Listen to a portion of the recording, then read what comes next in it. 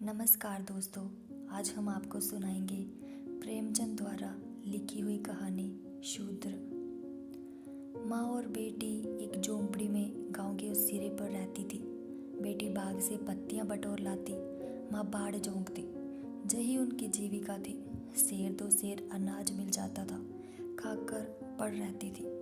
माता विधवा थी, बेटी कुंवारी। घर में और कोई आदमी ना था। माँ का नाम था गंगा, बेटी का गोरा।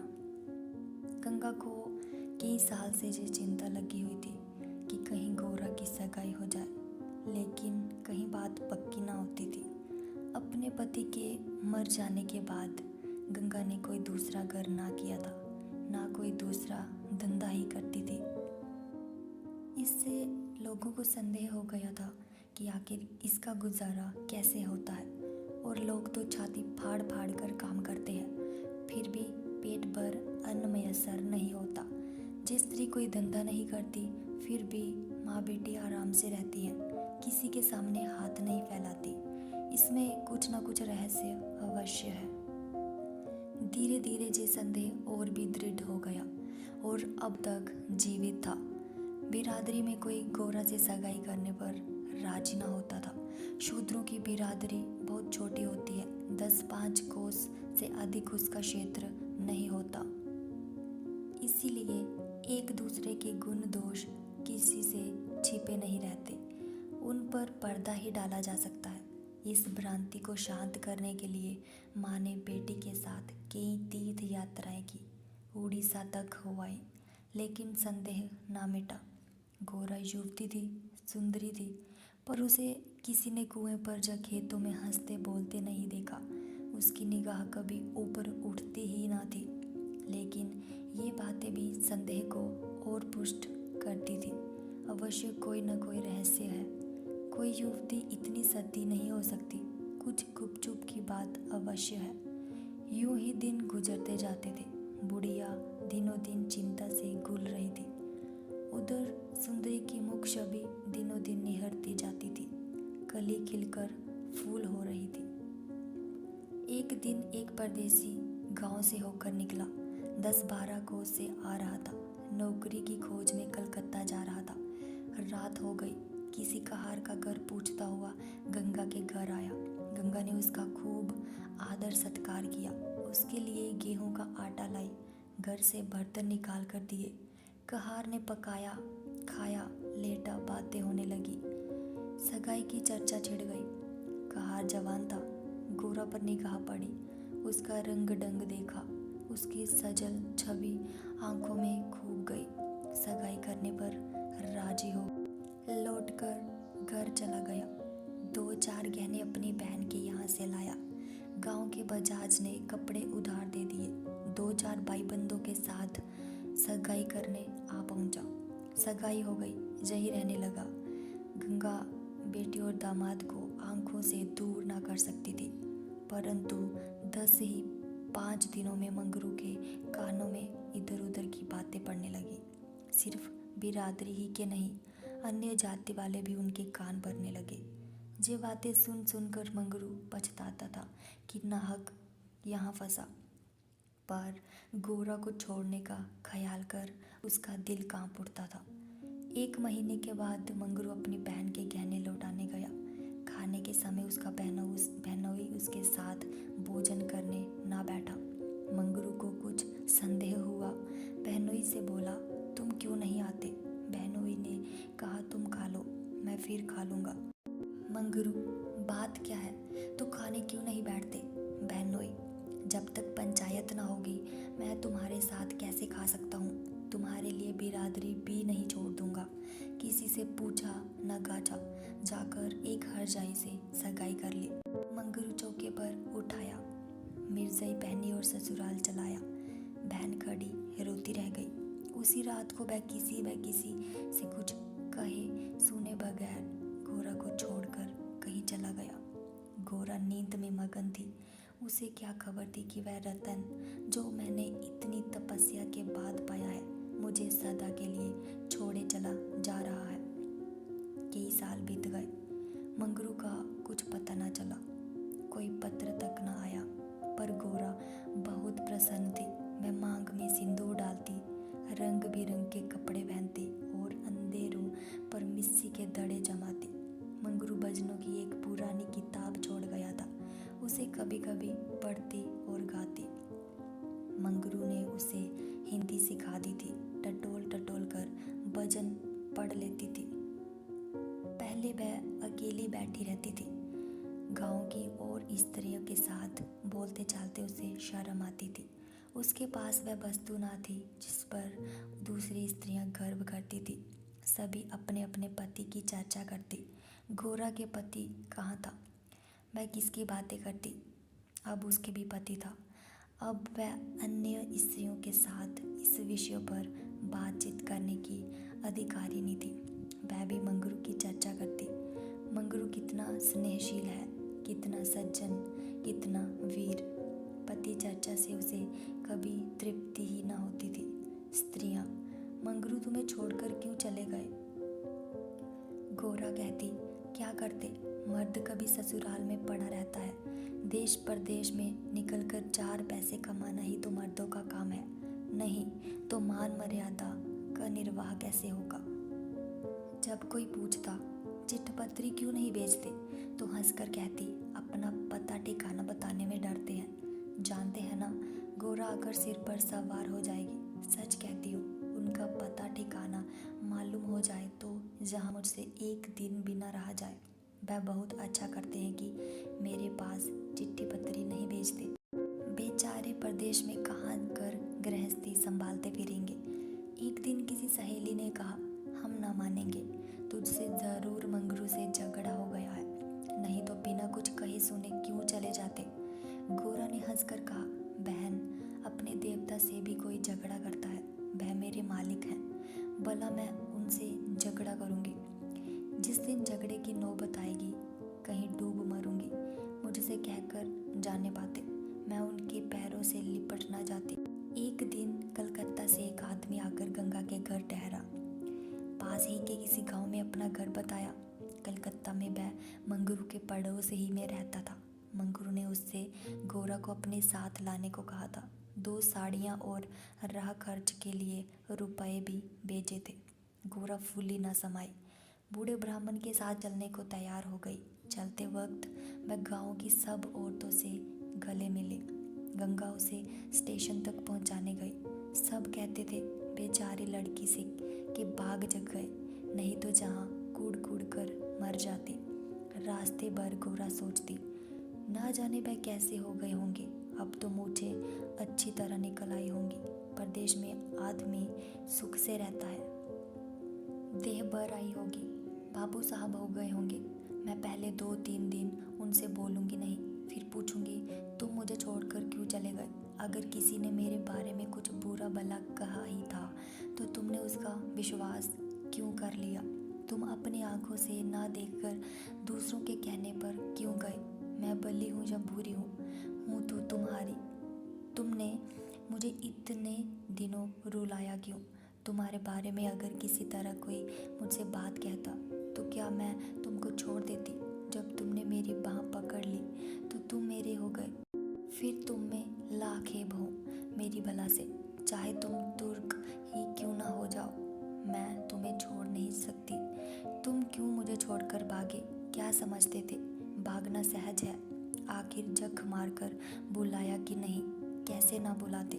मैंने तो तुम्हारे ऊपर दया की कि चली आई, नहीं तो कह देती कि मैं ऐसे निर्दयी के पास नहीं जाती तो तुम आप दौड़े आते। तप करने से देवता भी मिल जाते हैं, आकर सामने खड़े हो जाते हैं। तुम कैसे ना आते? वह धरती बार बार उद्विग्न होकर बूढ़े ब्राह्मण से पूछती, अब कितनी दूर है? धरती के छोर पर रहते हैं क्या? और भी कितनी ही बातें वह पूछना चाहती थी, लेकिन संकोचवश ना पूछ सकती थी। मन ही मन अनुमान करके अपने को संतुष्ट कर लेती थी। उनका मकान बड़ा सा होगा, शहर में लोग पक्के घरों में रहते हैं। जब उनका साहब इतना मानता है तो नौकर भी होगा। मैं नौकर को भगा दूंगी। मैं दिन भर पड़े पड़े क्या किया करूंगी? बीच बीच में उसे घर की याद भी आ जाती थी। बेचारी अम्मा रोती होंगी। अब उन्हें घर का सारा काम आप ही करना पड़ेगा। ना जाने बकरियों को चराने ले जाती हैं या नहीं। बेचारी दिन भर मैं करती होंगी। मैं अपनी बकरियों के लिए महीने महीने रुपए भेजूंगी। जब कलकत्ता से लौटूंगी तब सबके लिए साड़ियाँ लाऊंगी। तब मैं इस तरह थोड़े लौटूंगी, मेरे साथ बहुत सा असबाब होगा, सबके लिए कोई ना कोई सौगात लाऊंगी। तब तक तो बहुत सी बकरियां हो जाएंगी। यही सुख स्वप्न देखते देखते गौरव ने सारा रास्ता काट दिया। पगली क्या जानती थी कि मेरे मन कुछ और, कर्ता के मन कुछ और। क्या जानती थी कि बूढ़े ब्राह्मणों के वेश में पिशाच होते हैं। मन की मिठाई खाने में मगन थी। तीसरे दिन गाड़ी कलकत्ता पहुंची। गोरा की छाती धड़ धड़ करने लगी। वह यहीं कहीं खड़े होंगे, अब आते ही होंगे, ये सोचकर उसने घूंघट निकाल लिया और संभल बैठी। मगर मंगरू बहाना दिखाई दिया। बूढ़ा ब्राह्मण बोला, मंगरू तो जहाँ नहीं दिखाई देता, मैं चारों ओर छान आया। शायद किसी काम के लिए लग गया होगा, आने की छुट्टी ना मिली होगी। मालूम भी तो ना था कि हम लोग किसी गाड़ी से आ रहे हैं। उनकी राह क्यों देखें, चलो डेरे पर चले। दोनों गाड़ी पर बैठकर चले।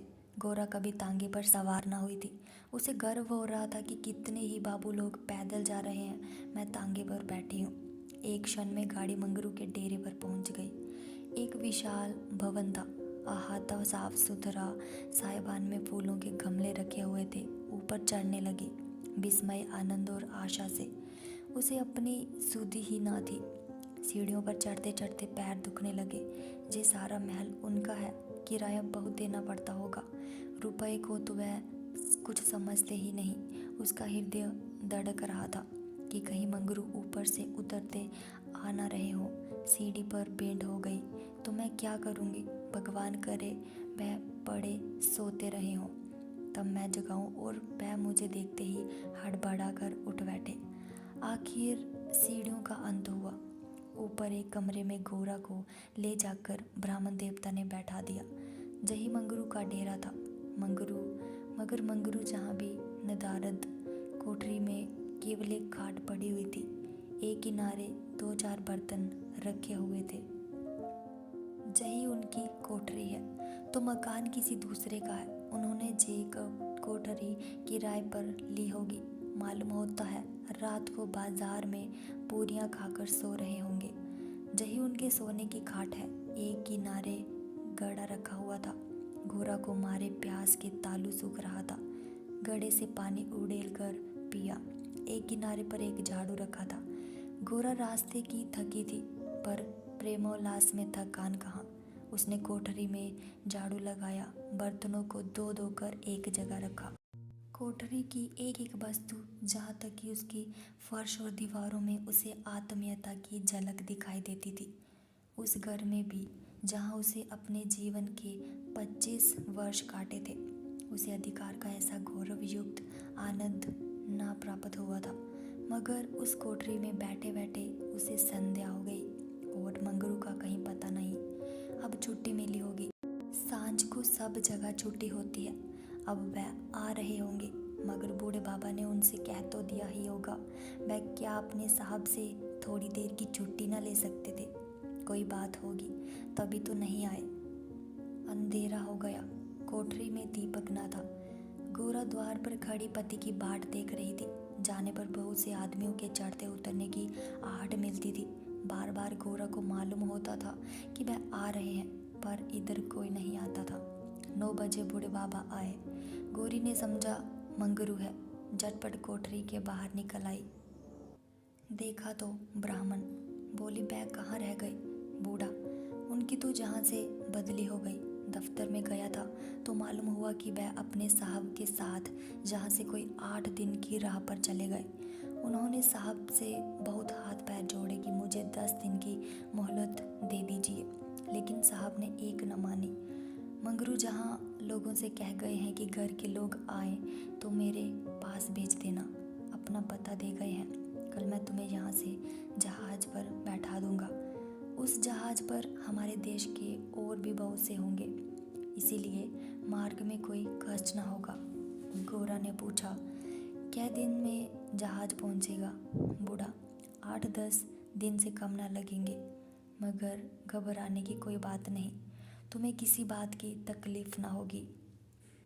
अब तक गोरा को अपने गांव लौटने की आशा थी। कभी न कभी वह अपने पति को वहां अवश्य खींच ले जाएगी, लेकिन जहाज पर बैठकर उसे ऐसा मालूम हुआ कि अब फिर माता को ना देखूंगी, फिर गांव के दर्शन ना होंगे। देश से सदा के लिए नाता टूट रहा था। देर तक घाट पर खड़ी रोती रही। जहाज और समुद्र देखकर उसे भय हो रहा था, हृदय दहल जाता था। शाम को जहाज खुला। उस समय गोरा का हृदय एक अक्षय भय से चंचल हो उठा।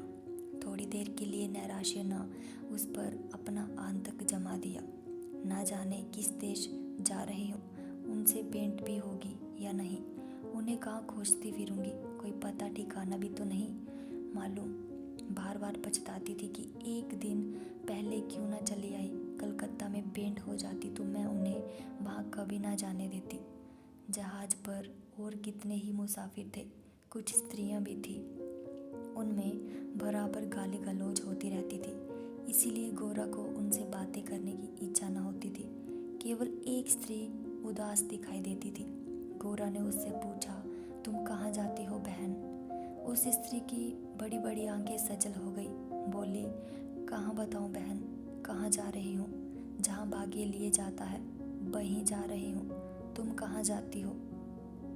गोरा, मैं तो अपने मालिक के पास जा रही हूँ, जहाँ से जहाज रुकेगा वह वही नौकर है। मैं कल आ जाती तो उनसे कलकत्ता में ही भेंट हो जाती।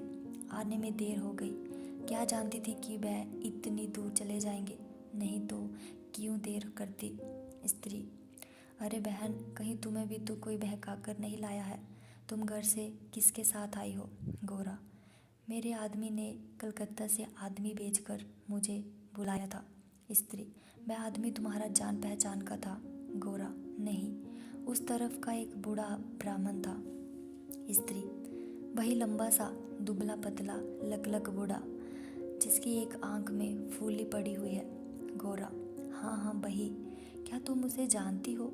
स्त्री, उसी दुष्ट ने तो मेरा भी सर्वनाश किया है। ईश्वर करे उसकी सातों पुश्तें नरक भोगे, उसका निर्वश हो जाए, कोई पानी देने वाला भी न रहे, कोड़ी होकर मरे। मैं अपना वृत्तांत सुनाऊं तो तुम समझोगी कि झूठ है, किसी को विश्वास न आएगा।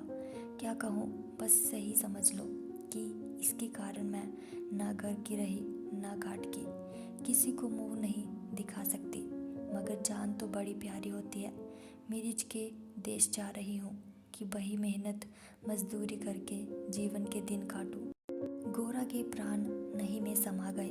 मालूम हुआ जहाज अथाह जल में डूबा जा रहा है। समझ गई बूढ़े ब्राह्मण ने दगा की। अपने गांव में सुना करती थी कि गरीब लोग मिर्च में भर्ती होने के लिए जाया करते हैं, मगर जो वहाँ जाता है फिर वह कभी नहीं लौटता। हे भगवान, तुमने मुझे किस पाप का ये दंड दिया? बोली, ये सब क्यों लोगों को इस तरह छलकर मिर्च बेचते हैं? स्त्री, रुपए के लोभ से, और किस लिए? सुनती हूँ आदमी पीछे इन सभी को कुछ रुपए मिलते हैं। गोरा, मजूरी। गोरा सोचने लगी, अब क्या करूँ? ये आशा नौका जिस पर बैठी हुई वह चली जा रही थी, टूट गई थी, और अब समुद्र की लहरों के सिवा उसकी रक्षा करने वाला कोई न था। जिस आधार पर उसने अपना जीवन भवन बनाया था वह जलमग्न हो गया।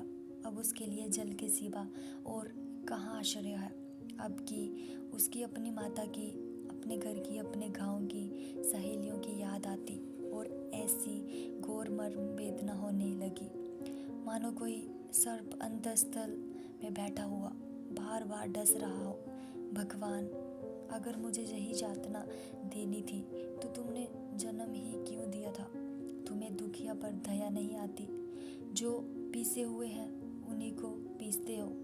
करुण स्वर से बोली, तो अब क्या करना होगा बहन? स्त्री, ये तो वहाँ पहुँचकर मालूम होगा। अगर मजूरी ही करनी पड़ी तो कोई बात नहीं, लेकिन अगर किसी ने कुदृष्टि से देखा तो मैंने निश्चय कर लिया है कि या तो उसी के प्राण ले लूँगी या अपने प्राण दे दूँगी। जे कहते कहते उसे अपना वृत्तांत सुनाने की वह उत्कृष्ट इच्छा हुई जो दुखियों को हुआ करती है। बोली, मैं बड़े घर की बेटी और उससे भी बड़े घर की बहू हूँ, पर अभागिनी। विवाह के तीसरे ही साल पतिदेव का देहांत हो गया। चित्त की कुछ ऐसी दशा हो गई कि नित्य मालूम होता कि वह मुझे बुला रहे हैं। पहले तो आंख झपकते ही उनकी मूर्ति सामने आ जाती थी, लेकिन फिर तो ये दशा हो गई कि जागृत दशा में भी रह रहकर उनके दर्शन होने लगे। बस यही जान पड़ता था कि वह साक्षात खड़े बुला रहे हैं। किसी से शर्म के मारे कहती न थी।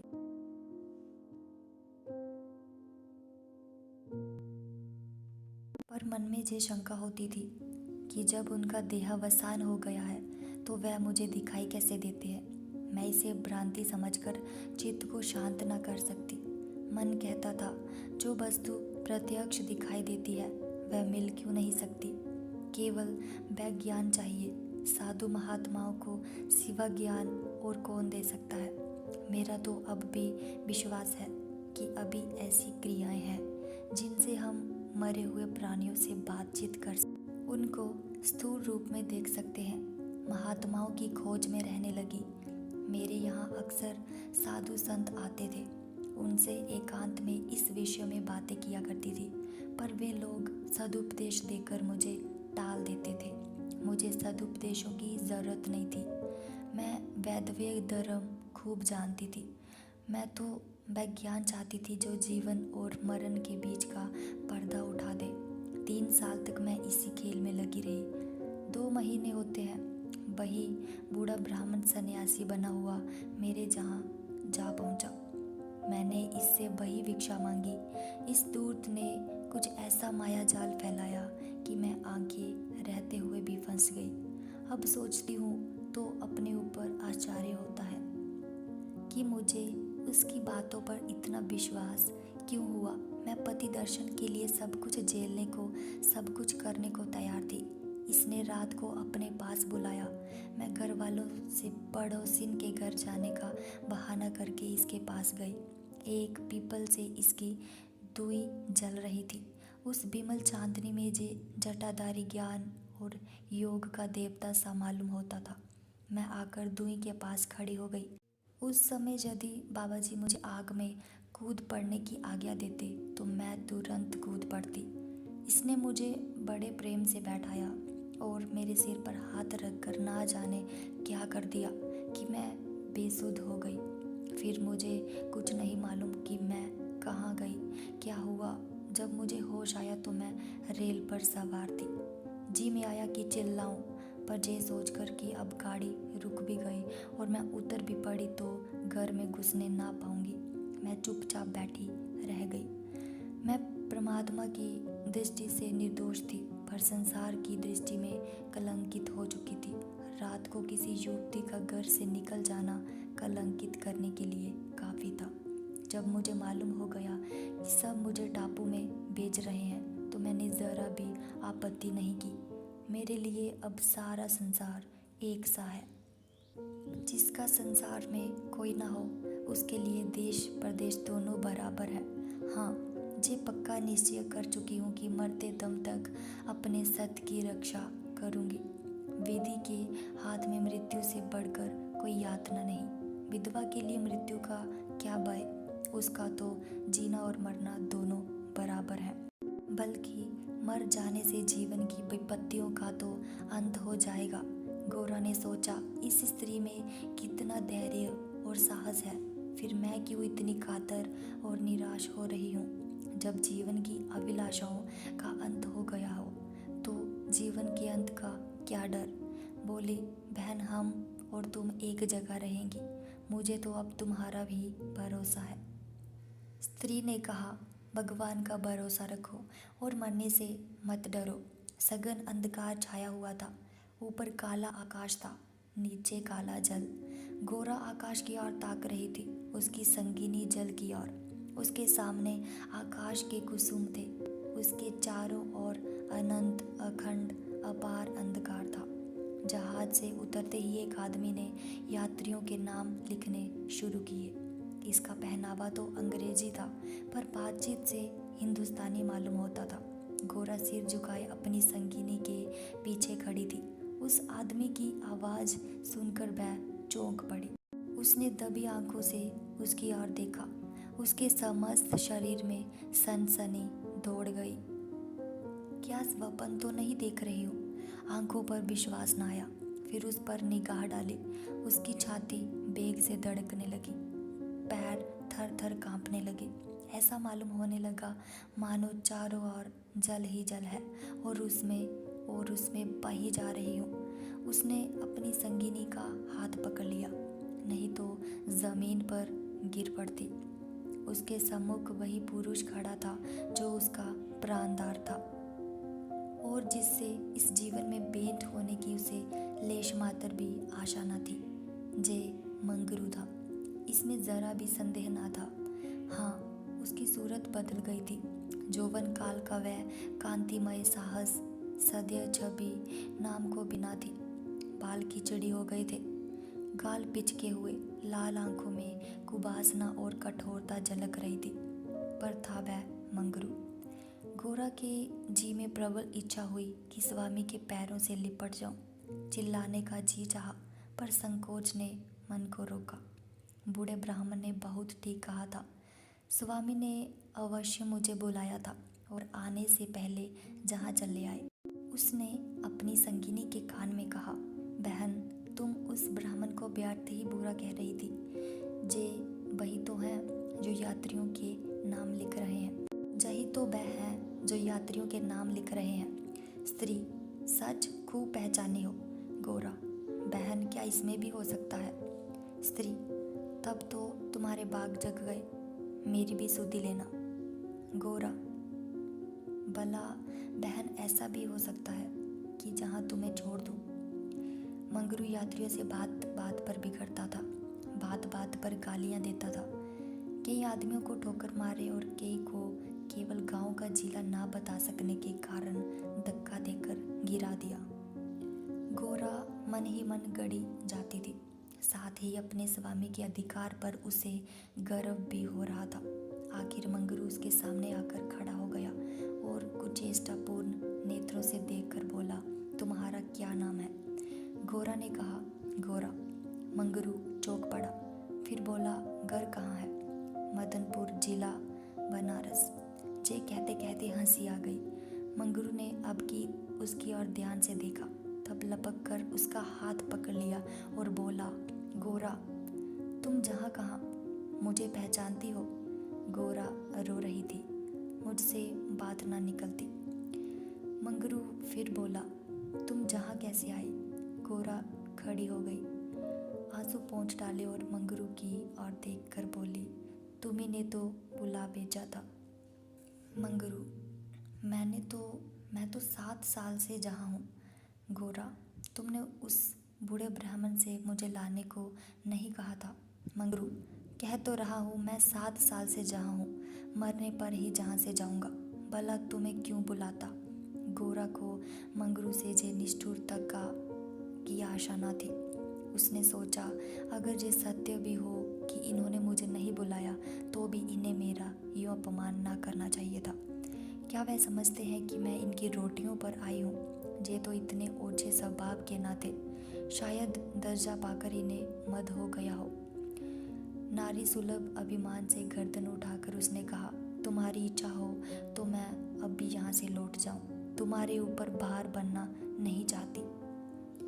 मंगरू कुछ लज्जित होकर बोला, अब तुम जहाँ से लौट नहीं सकती गोरा, जहाँ आकर बिरला ही कोई लौटता है।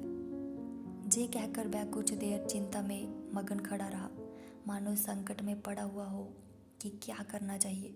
उसकी कठोर मुखाकृति पर दीनता का रंग झलक पड़ा। तब कातर स्वर से बोला, जब आ ही गई हो तो रहो, जैसी पड़ेगी देखी जाएगी। गोरा, जहाज फिर कब लौटेगा? मंगरू, तुम जहाँ से 5 बरस के पहले नहीं जा सकती। गोरा, क्यों? क्या कुछ जबरदस्ती है? मंगरू, हाँ, जहाँ का यही हुक्म है। गोरा, तो फिर मैं अलग मजूरी करके अपना पेट पालूंगी। मंगरू ने सजल नेत्र होकर कहा, जब तक मैं जीता हूँ तुम मुझसे अलग नहीं रह सकती गोरा। तुम्हारे ऊपर बार बनकर ना रहूंगी मंगरू। मैं तुम्हें बार नहीं समझता गोरा, लेकिन ये जगह तुम जैसी देवियों के रहने लायक नहीं है। नहीं तो अब तक मैंने तुम्हें कब का बुला लिया होता। वही बूढ़ा आदमी जिसने तुम्हें बहकाया मुझे घर से आते समय पटने में मिल गया और जान से देकर मुझे जहाँ भर्ती करा दिया, तब से यही पड़ा हुआ हूँ। चलो मेरे घर में रहो, वहाँ बातें होंगी। जे दूसरी औरत कौन है गोरा? जे मेरी सखी है, इन्हें भी बूढ़ा बहका लाया मंगरू। जे तो किसी कोठी में जाएंगी, इन सब आदमियों की बांट होगी, जिसके हिस्से में जितने आदमी आएंगे उतने हर एक कोठी में भेजे जाएंगे गोरा। जे तो मेरे साथ रहना चाहती है मंगरू, अच्छी बात है, इन्हें भी लेती चलो। यात्रियों के नाम तो लिखे ही जा चुके थे। मंगरू ने उन्हें एक चपरासी को सौंपकर दोनों औरतों के साथ घर की राह ली। दोनों ओर सघन वृक्षों की कतारें थी। जहाँ तक निगाह जाती थी ऊख ही ऊख दिखाई देती थी। समुद्र की ओर से शीतल निर्मल वायु के झोंके आ रहे थे। अत्यंत सूरमय दृश्य था, पर मंगरू की निगाह उस ओर ना थी। वह भूमि की ओर ताकता सिर झुकाए संदिग्ध जवाल से चला जा रहा था, मानो मन ही मन कोई समस्या हल कर रहा था। थोड़ी ही दूर गए थे कि सामने से दो आदमी आते हुए दिखाई दिए। समीप आकर दोनों रुक गए और एक ने हंसकर कहा, मंगरू, इनमें से एक हमारी है। दूसरा बोला, और दूसरी मेरी। मंगरू का चेहरा तमतमा उठा था।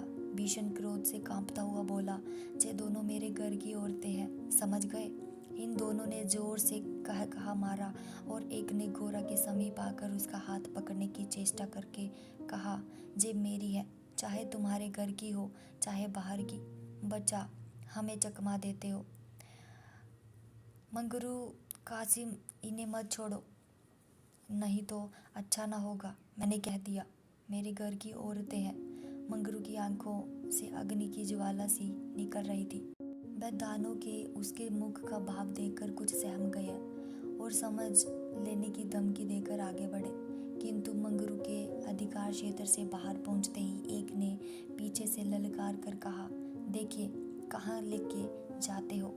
मंगरू ने उधर ध्यान नहीं दिया, जरा कदम बढ़ाकर चलने लगा, जैसे संध्या के एकांत में हम कब्रिस्तान के पास से गुजरते हैं। हमें पग पग पर यही शंका होती है कि कोई शब्द कान में पड़ न जाए, कोई सामने आकर खड़ा न हो जाए, कोई जमीन के नीचे से कफन ओढ़े उठ न खड़ा हो। गोरा ने कहा, जे दानों बड़े शोहदे थे मंगरू, और मैं किस लिए कह रहा था कि ये जगह तुम जैसी स्त्रियों के रहने लायक नहीं है। सहसा दाहिनी तरफ से एक अंग्रेज घोड़ा दौड़ाता आ पहुंचा और मंगरू से बोला, बेल जमादार, ये दोनों औरतें हमारी कोठी में रहेगा। हमारे कोठी में कोई औरत नहीं है। मंगरू ने दोनों औरतों को अपने पीछे कर लिया और सामने खड़ा होकर बोला, साहब, ये दोनों हमारे घर की औरतें हैं। साहब, ओहो, तुम झूठे आदमी, हमारी कोठी में कोई औरत नहीं और तुम दो ले जाओगे, ऐसा नहीं हो सकता। गोरा की ओर इशारा करके, इसको हमारी कोठी पर पहुंचा दो। मंगरू ने सिर से पैर तक कांपते हुए कहा, ऐसा नहीं हो सकता। मगर साहब आगे बढ़ गया। उसके कान में बात न पहुंची। उसने हुक्म दे दिया था और उसकी तामील करना जमींदारी का काम था। शेष मार्ग निर्विघ्न समाप्त हुआ। आगे मजदूरों के रहने के मिट्टी के घर थे। द्वारों पर स्त्रियां पुरुष जहां तहां बैठे हुए थे। सभी इन दोनों स्त्रियों की ओर घूरते थे और आपस में इशारा करते हंसते थे। गोरा ने देखा, उनमें छोटे बड़े का लिहाज नहीं है, न किसी के आंखों में शर्म है। एक बदैसले और ने हाथ पर चिलम पीते हुए अपनी पड़ोसिन से कहा, 4 दिन की चांदनी, फिर अंधेरी पाख। दूसरी अपनी चोटी गूंथती हुई बोली, कल और है ना।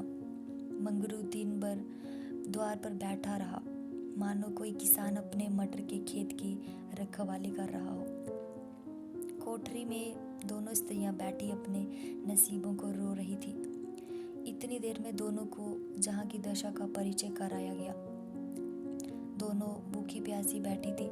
जहाँ का रंग देखकर भूख प्यास सब भाग गई थी।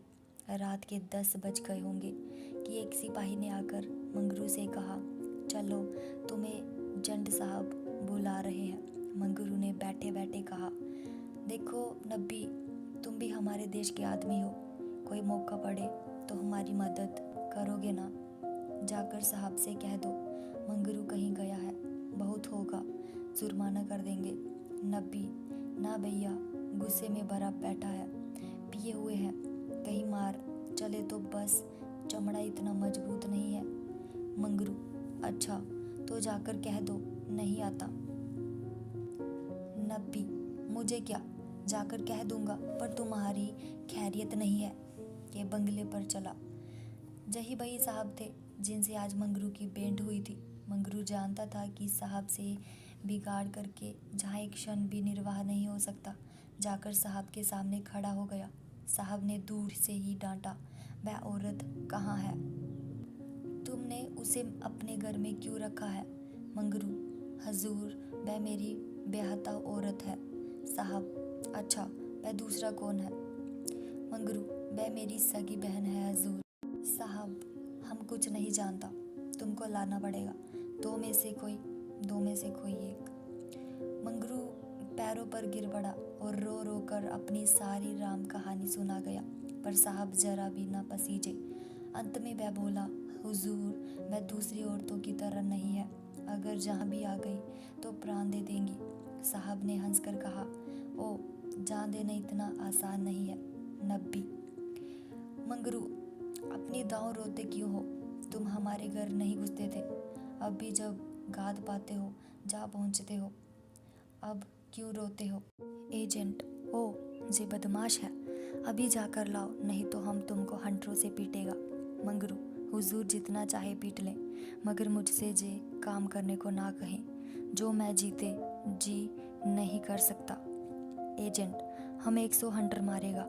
मंगरू, हुजूर 1000 हंटर मार ले, लेकिन मेरे घर की औरतों से ना बोले। एजेंट नशे में चूर था। हंटर लेकर मंगरू पर पिल पड़ा और लगा सड़ जमाने। 10-12 कोड़े मंगरू ने धैर्य के साथ सहे, फिर हाय हाय करने लगा। देह की खाल फट गई थी और मांस पर चाबुक पड़ता था तो केवल बहुत जब्त करने पर भी कंठ से आर्त ध्वनि निकल आती थी। टोर अभी 100 में कुछ 15 चाबुक पड़े थे।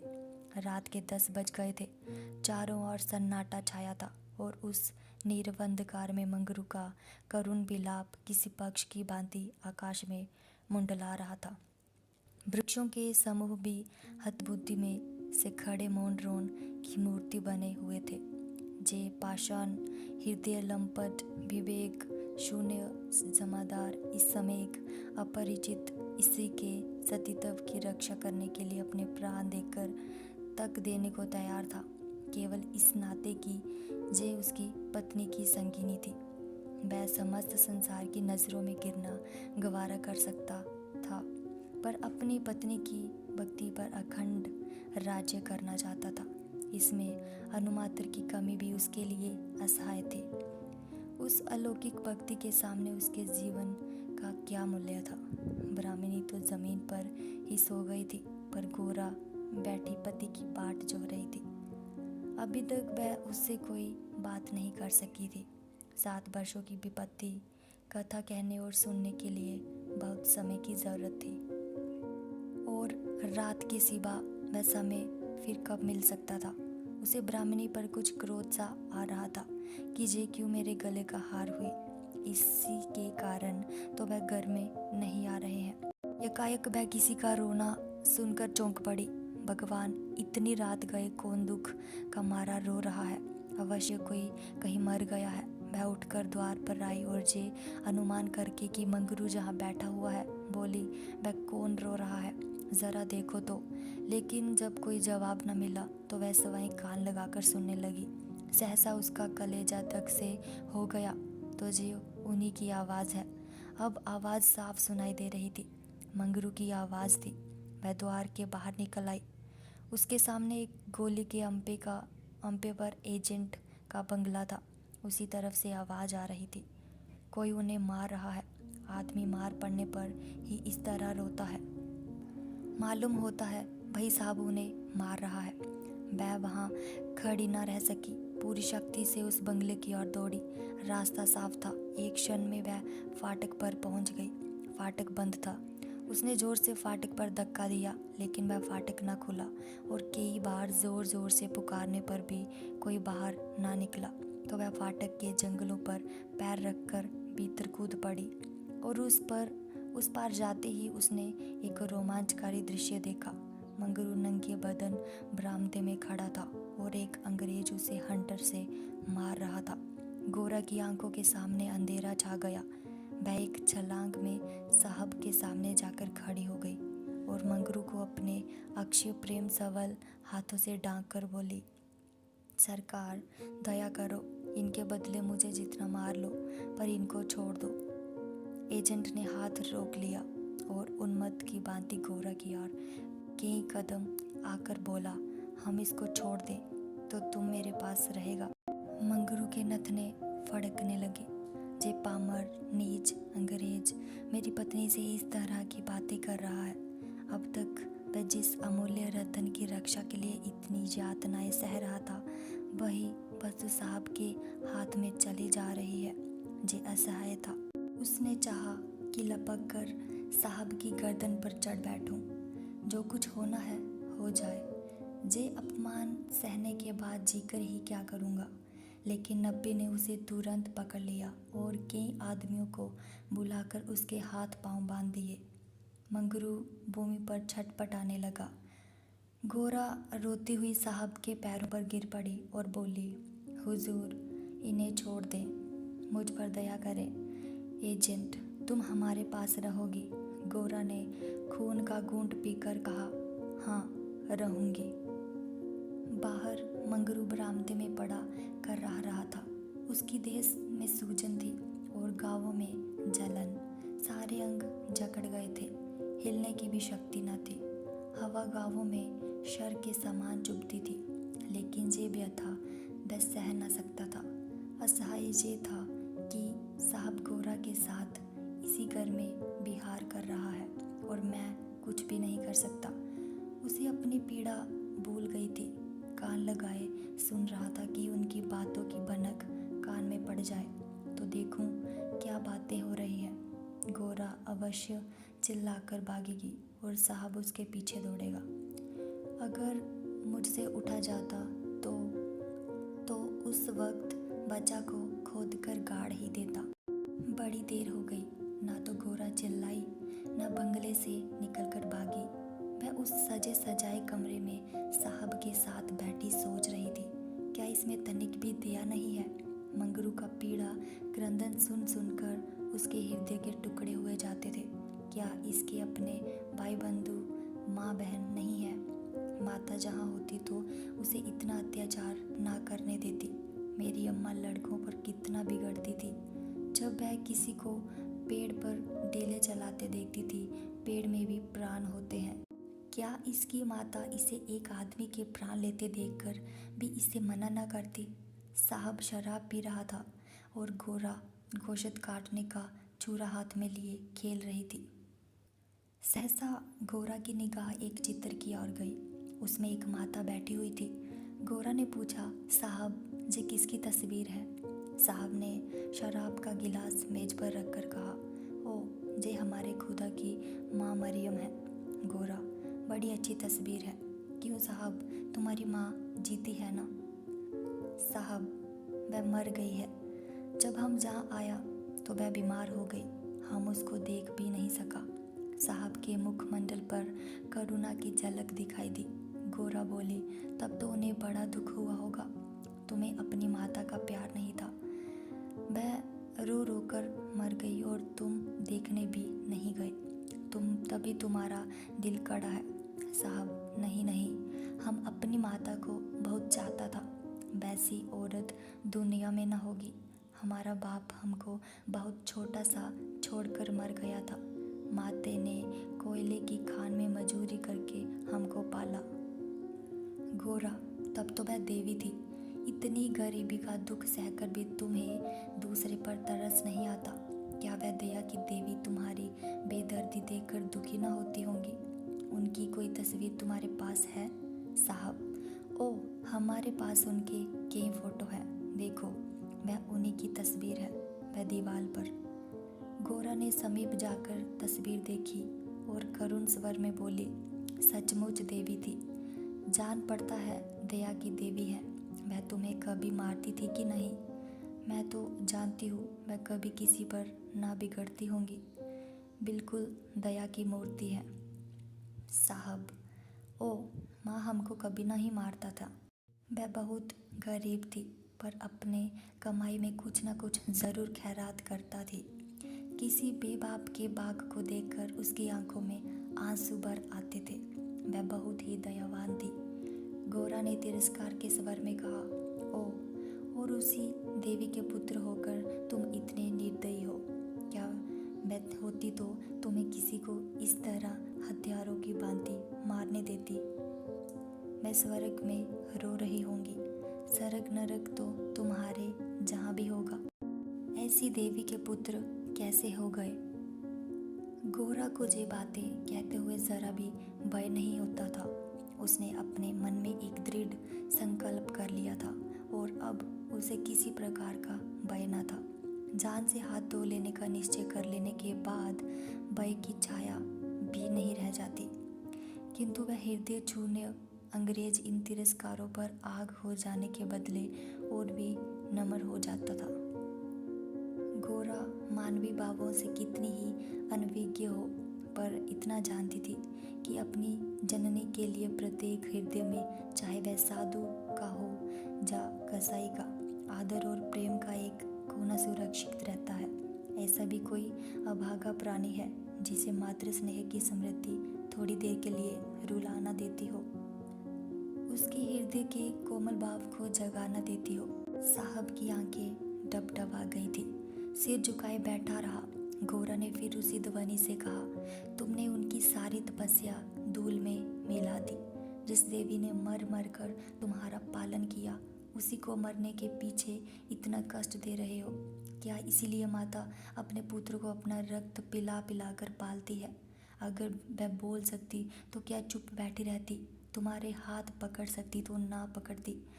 मैं तो समझती हूँ वह जीती होती तो इस वक्त विष खाकर मर जाती। साहब अब जब्त न कर सके। नशे में क्रोध की भांति ग्लानि का बेग सहज ही में उठाता है। दोनों हाथों से मुंह छिपाकर साहब ने रोना शुरू किया और इतना रोया कि हिचकी बंध गई। माता के चित्र के सम्मुख जाकर वह कुछ देर तक खड़ा रहा, मानो माता से क्षमा मांग रहा हो। तब आकर आर्द्र कंठ से बोला, हमारे माता को अब कैसे शांति मिलेगा? हाय हाय, हमारे सबब से उसको स्वर्ग में भी सुख नहीं मिला। हम कितना अभागा है। गोरा, अभी ज़रा देर में तुम्हारा मन बदल जाएगा और फिर तुम दूसरों पर अत्याचार करने लगोगे। साहब, नहीं नहीं, अब हम मामा को कभी दुख नहीं देगा। हम अभी मंगरू को अस्पताल भेजता है। रात ही को मंगरू अस्पताल पहुंचा दिया गया। एजेंट खुद उसको पहुंचाने आया। गोरा भी उसके साथ ही थी। मंगरू को ज्वर हो आया था, बेहोश पड़ा हुआ था। मंगरू ने 3 दिन आंखें न खोली और गोरा तीनों दिन उसके पास बैठी रही। एक क्षण के लिए भी वहाँ से न हटी। एजेंट भी कई बार हालचाल पूछने आ जाता और हर मर्तबा गोरा से क्षमा मांगता। चौथे दिन मंगरू ने आंखें खोली तो देखा गोरा सामने बैठी हुई है। गोरा उसे आंखें खोलते देखकर पास आ खड़ी हुई और बोली, अब कैसा जी है? मंगरू ने कहा, तुम जहाँ कब आई गोरा? मैं तो तुम्हारे साथ ही जहाँ आई थी तब से जही हूँ। मंगरू, साहब के बंगले में क्या जगह नहीं है? गोरा, अगर बंगले की चाह होती तो 7 समुद्र पार तुम्हारे पास क्यों आती? मंगरू, आकर कौन सा सुख दे दिया है? तुम्हें जही करना था तो मुझे मर क्यों ना जाने दिया? गोरा ने झुंझलाकर कहा, तुम इस तरह की बातें मुझसे ना करो, ऐसी बातों से मेरी देह में आग लग जाती है। मंगरू ने मुंह फेर लिया, मानो उसे गोरा की बात पर विश्वास नहीं आया। दिन भर गोरा मंगरू के पास बेदाना पानी खड़ी रही। गोरा ने कई बार उसे बुलाया, लेकिन वह चुप्पी साधे रह गया। ये संदेश युक्त निरादर कोमल हृदय गोरा के लिए असहाय था। जिस पुरुष को वह देवतुल्य समझती थी, उसके प्रेम से वंचित होकर वह कैसे जीवित रह सकती थी। यही प्रेम उसके जीवन का आधार था। उसे खोकर अब वह अपना सर्वस्व खो चुकी थी। आधी रात से अधिक बीत चुकी थी। मंगरू बेखबर सोया हुआ था। शायद वह कोई स्वप्न देख रहा था। गोरा ने उसके चरणों पर सिर रखा और अस्पताल से निकली। मंगरू ने उसका परित्याग कर दिया था। वह भी उसका परित्याग करने जा रही थी। अस्पताल के पूर्व दिशा में एक फलांग पर एक छोटी सी नदी बहती थी। गोरा उसके कगार पर खड़ी हो गई। अभी कई दिन पहले वह अपने गांव में आराम से पड़ी हुई थी। उसे क्या मालूम था कि जो वस्तु इतनी मुश्किल से मिल सकती है, वह इतनी आसानी से खोई भी जा सकती है। उसे अपनी माँ की, अपने घर की, अपनी सहेलियों की, अपनी बकरी के बच्चों की याद आई। वह सब कुछ छोड़कर इसीलिए जहाँ आई थी। पति के जे शब्द, क्या साहब के बंगले में जगह नहीं है। उसके मर्म स्थान में वानों के समान चुभे हुए थे। जे सब मेरे ही कारण तो हुआ। मैं न रहूंगी तो वह फिर आराम से रहेंगे। सहसा उससे ब्राह्मणी की याद आ गई। उस दुखिया के दिन जहाँ कैसे कटेंगे। चलकर साहब से कह दूं कि उसे या तो उसके घर बेच दे या किसी पाठशाला में काम दिला दे। वह लौटना ही चाहती थी कि किसी ने पुकारा, गोरा गोरा। वह मंगरू का करुण कंपित स्वर था। वह चुपचाप खड़ी हो गई। मंगरू ने फिर पुकारा, गोरा गोरा, तुम कहाँ? मैं ईश्वर से कहता हूँ कि गोरा ने और कुछ न सुना। वह दम से नदी में कूद पड़ी। बिना अपने जीवन का अंत किए वह स्वामी की विपत्ति का अंत न कर सकती थी। धमाके की आवाज़ सुनते ही मंगरू भी नदी में कूदा। वह अच्छा तैराक था, मगर कई बार गोते मारने पर भी गोरा का कहीं पता न चला। प्रातःकाल दोनों लाशें साथ साथ नदी में तैर रही थी। जीवन यात्रा में उन्हें वह चिर संग कभी न मिला था। स्वर्ग यात्रा में दोनों साथ साथ जा रहे थे।